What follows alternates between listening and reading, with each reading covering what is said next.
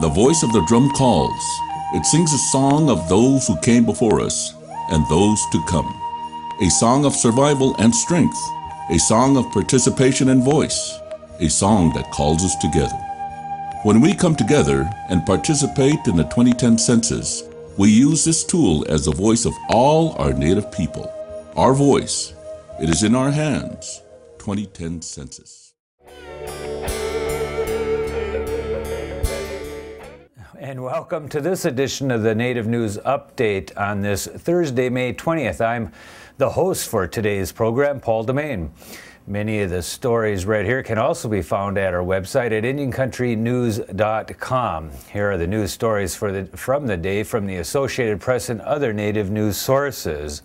Dr. Anre Vainio plans to travel to Finland as an ambassador from Minnesota and the Ojibwe Nation to present to community and health organizations. He plans to share his Findian heritage and to speak on the common similarities that are found within the two cultures and to show and discuss Walking into the Unknown, his Emmy-nominated health documentary, while also making connections with the Finnish Sami indigenous community. He has two confirmed presentations, the first on August 18th at the Helsinki International Cultural Center, CAISA, and the other presentation is on August 19th at the Finnish Department of Health and Welfare.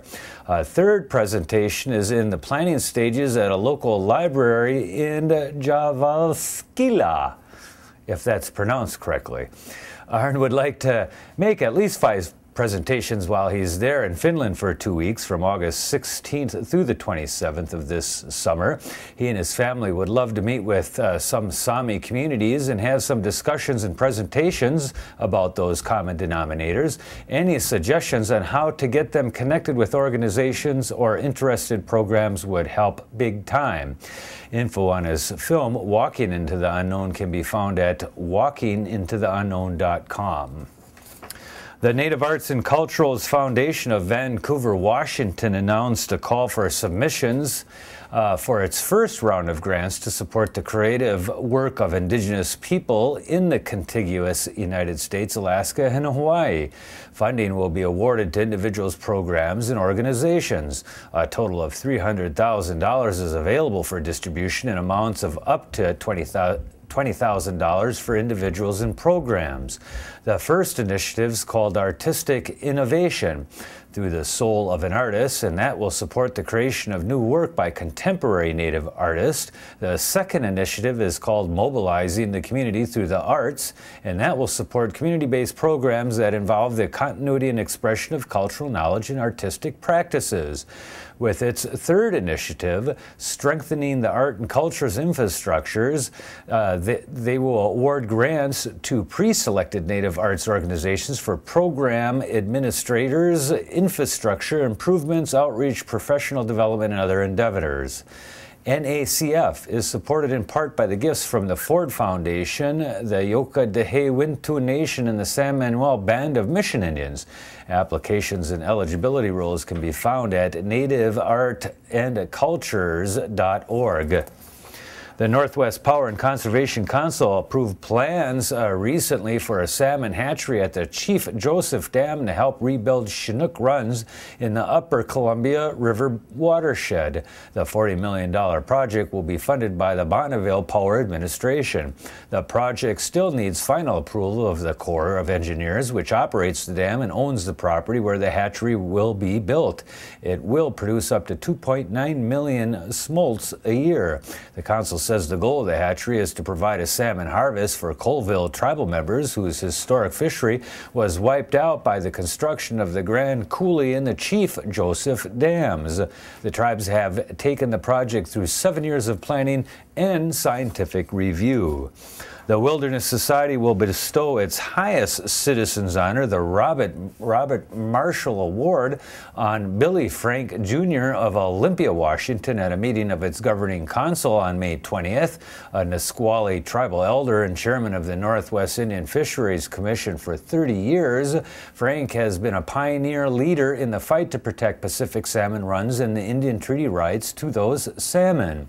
Quote, Billy's success on behalf of the tribes of the Northwest is legendary, unquote, said Wilderness Society President William H. Meadows in a room full of state fisheries biologists, lawyers, and policymakers. The Northwest tribes were often the lone voice advocating fishery habitat protection, and it all started with Billy Frank.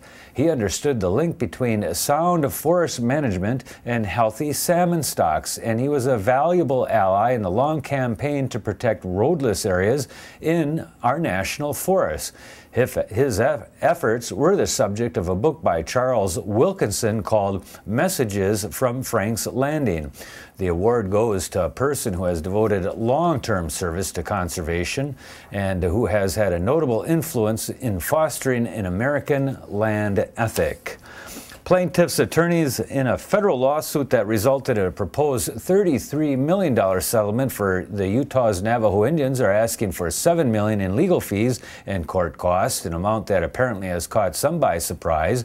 4 lawyers are seeking payment for work during the last 2 decades in the case, which alleges state mismanagement of the Utah Navajo Trust Fund. While the attorney's bill is equivalent to 21% of the proposed award, they note the normal rate for such contingency cases is 33%. We haven't been paid for 18 years, said attorney Brian Bernard of Salt Lake City. I personally have not heard any complaints. The bills are itemized so plaintiffs can see exactly all the times and expenses involved since 1991, Bernard added.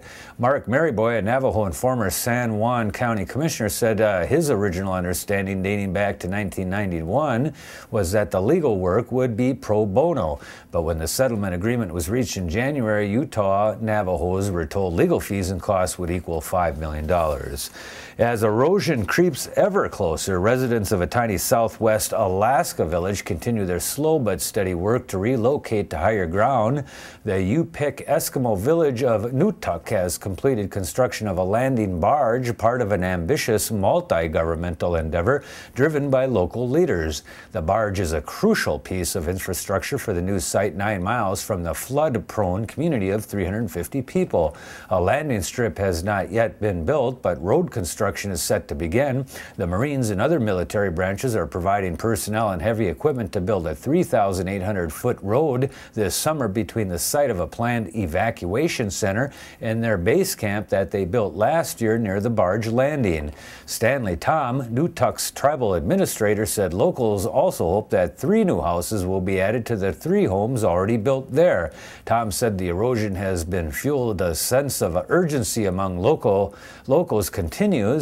Nutuk, 480 miles west of Anchorage, has one of the shortest projected lifespans among scores of Alaska native villages affected by erosion and flooding, blamed in part to rising temperatures. And that is the latest roundup of news from Indian Country on this edition of the Native News Update. We want to thank you for joining with us again. Miigwech. IndianCountryTV.com would like to thank the Oneida Nation for their support in bringing the LZ Lambeau, welcoming home of all Vietnam veterans, to all of Indian Country. The Oneida Nation joins our other sponsors, which include the Ho-Chunk Nation, the Lakoutere Ojibwe Community College, the Lakoutere Casino Lodge and Convention Center, the Lakoutere Grindstone Creek Casino, Great Lakes Fish and Wildlife Commission, the Lakoutere Health Center, and the Lakoutere Band of Lake Superior Ojibwe.